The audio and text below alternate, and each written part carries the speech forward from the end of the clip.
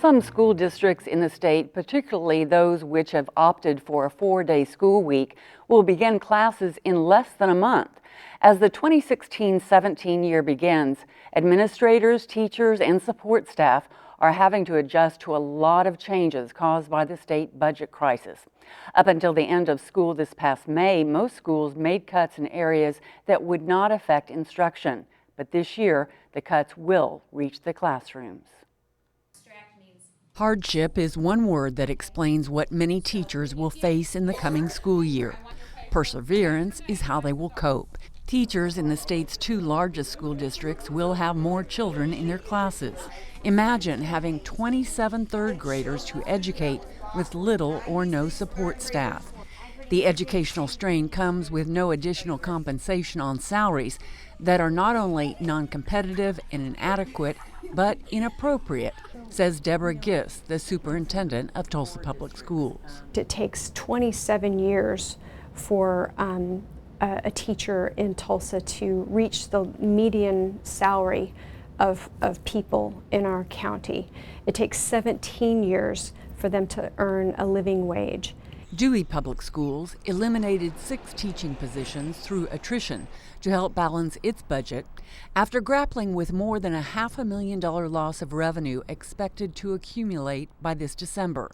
Vince Vincent is the school superintendent for Dewey Public Schools. We're going to be up there close to 25 per class, and so that's not comfortable for us, but it's a reality. You get into the secondary levels, where 25 was what we were comfortable with. The new normal may be 30 at various times during the day. Inola Public Schools didn't cut teaching positions, but it did cut the length of the school week to satisfy its shrinking budget. Our elementary will be running 20, 21, 22 students in a classroom. The other side of that would be if we did nothing, we would be over there with 28 to 30 kids in a classroom, and that was unacceptable. So that was the driving force behind our decision to go to the 4-day. Inola Public Schools Superintendent Kent Holbrook says it's predicted that in the coming year, Oklahoma will receive the lowest national ranking for teacher pay and per pupil spending. What's tragic about that and what makes it look so bad is that Oklahoma is not the 50th poorest state. If we were the 50th poorest, it would make sense that we're funding all of our critical services at 50th lowest. Oklahoma City school teachers may have the hardest jobs this coming school year. Teachers in 1st through 3rd grades will have an average class size of 28.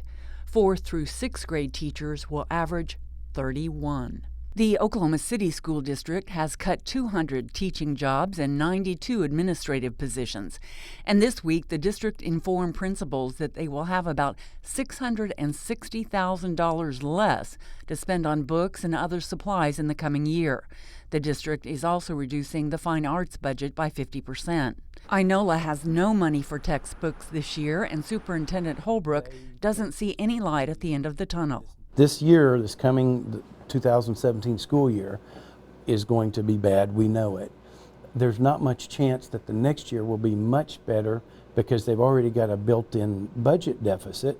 Holbrook and other superintendents also have grave concerns about having enough qualified teachers now and in future years. Teachers can leave the state and increase their salary from anywhere from $15,000 to $20,000 to $25,000 a year just by driving 2 hours away. Even though Tulsa Public Schools has reduced its teaching staff by 91, the district has also lost many teachers due to retirements and resignations. A highly publicized job fair drew a sizable number of those seeking a teaching position in Tulsa.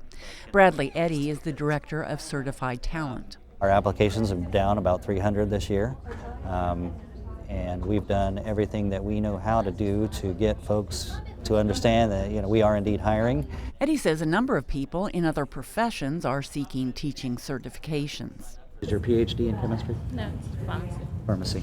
This applicant wants to teach chemistry. Caitlin Youngblood, who recently graduated with a teaching degree, was offered a job on the spot. It has to be your passion to want to do this for the pay that you don't get. Youngblood knows she could make more elsewhere, as does Tony Bascom, who was also hired to be an art teacher. Dallas offered $50,000 to start, a brand new laptop and a $5,000 sign-on bonus. But we can't all flee the state. John White just graduated from Northeastern State University in May. I have a certification in science, technology, engineering, and math. With those credentials, he could easily land a job for more than $20,000 above what Oklahoma offers, but Tulsa is his home, and he hopes to make a difference here. But White says something has got to change with the way Oklahoma operates. People wanting to move in, not even just teachers, but take people like, in any kind of industry. Are they going to want to move to Oklahoma and start a family in a place with a subpar education system, which I'm not saying Oklahoma is, but it's going to go that direction if we don't do something now.